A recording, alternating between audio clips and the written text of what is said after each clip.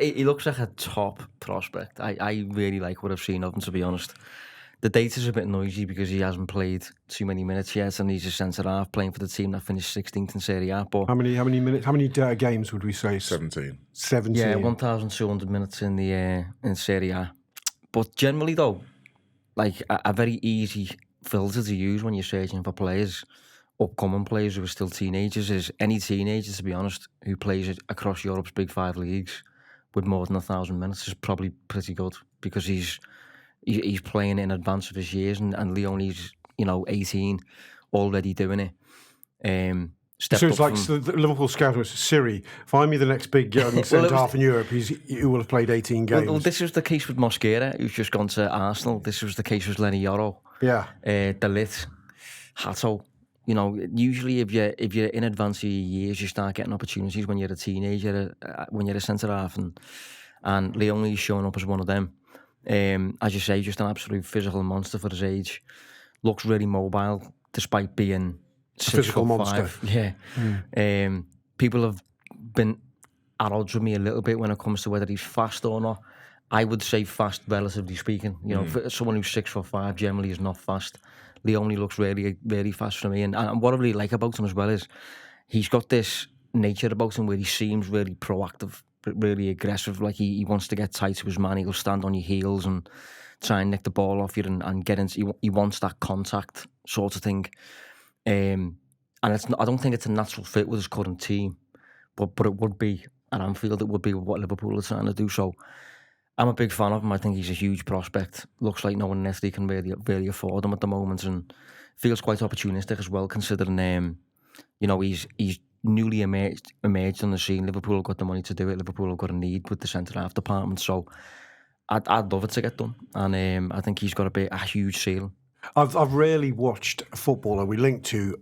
I'll go on the YouTubes and almost straight away go, oh my God, there might be something here. And I know it's always projection when you're watching a player on YouTube, but I've watched enough of them down these, especially we were talking about this the other day, especially with centre-halves.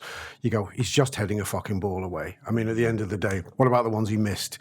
But I felt, Mo, what was fascinating about him, without wanting to over-egg the Virgil comparisons, but I'm going to, is he sort of had a physicality, which I sort of, that rare balance in a physicality of a centre-half that Virgil has, that he's almost able to play, like in the Matrix, in his own time frame. He's sort of just within the clips you watch him, he just seems to ease his body into the situation. It's almost like other people aren't there. He's just so fucking big. Yeah, I think it speaks to Josh's point about the way his speed is that he doesn't seem like he's moving quickly. No. Because he eats up the ground. But Virgil never does. No. And he has got a couple of other Virgil-esque traits that I've noticed. Like, he's not someone who goes to the ground easily. If he doesn't have to, he won't. If he can shepherd someone away, he won't. And physicality, which you think when you've got a young player coming from Italy, coming into the Premier League, might be the biggest hurdle.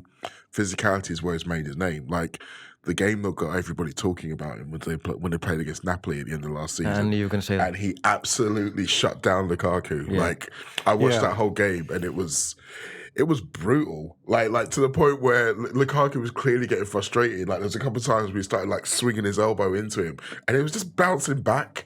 And when do you ever see someone choose to go shoulder to shoulder with Lukaku? Yeah, most centre-halves would just go, nah, not today. But how long ago was that? Do you think it's formed a big part of Liverpool scouting? So it was literally the second to last game of the season. Right. So it was in May. But so I know it's a hot day, so you'll all be appreciating this. I have a teensy bit of cold water to pour on this here. That's why we're here. Yeah, because I know. Look, we have to be realistic, right? It is a very small sample size. And I know you mentioned like Mosquera and stuff like that. Like, he hasn't even played for the Italian under-21 team yet. Like, he got into the training camp for the Euros, but he didn't make the final squad. Like, he's still at the very, very beginning. The start of his journey. The start of his journey. And there are some things that I want to see before I start going heavy on him, because he's playing at Parma where they play with a 3. Pretty much, I mean, he has played some with a 4, but they play as a 3. They're a very low possession team. They're a very low block team. He's not had, I mean, you've seen clips where he's got to run back but he doesn't have to do that often for Parma. And his manager, Kivu, the guy who brought him through, who's also a centre-half and would know a thing or two about playing the position, he kind of set them up so he wasn't likely to be exposed. So they're playing low block. They've got 2 defensive midfielders around him. It's very rare he's on an island where he's going to have to do a lot of defending. Something that we do see Liverpool centre-backs have to do on the odd occasion. Turn round, you mean? Yeah, but also just have someone running at them like 24/7. And even the stuff like his aerial duel numbers are great, but the volume's so low. And the same with his pass. Like, the amount of stuff that he has to do playing for Parma is minimal. So what I would like to do, like, I'm not 100% surprised that they didn't want to loan him back to Parma. What I'd like to see Liverpool do is loan him to a team who's playing at the top of a league somewhere where they do have a lot of possession. Maybe they do play a little bit more Liverpool-esque. I don't know, a Benfica, for example, someone like that, where he's still going to play. Could you put him in Bournemouth if you could?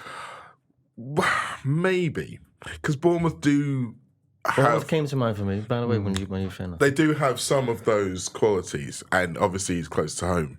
And no So you centre-backs. get the adaptation to the country, etc., etc. The league. Yes. Yeah. But I think the thing we have to acknowledge here as well, the centre-back market at the moment is so skewed. It's so hard to buy. I mean, it's naturally hard to buy anyway, but I think even now, Big centre-backs, there seems to be a dearth of them. everyone's trying to get the next new young big thing. So Liverpool are saying, we're going to take a punt on this guy and hopefully he'll develop on our term, on our dime rather than someone else's, but we can save ourselves 30 to 40 million quid. I hope you're enjoying this free show at the moment. Loads of excellent, exciting stuff on the Anfield app. If you want to be part of the whole thing, you can download the Anfield app and go from there. Or you can subscribe via the YouTube membership as well for video-only content and other bits and pieces. We love doing these shows. We love that you watch them. So come, be part of the journey with us.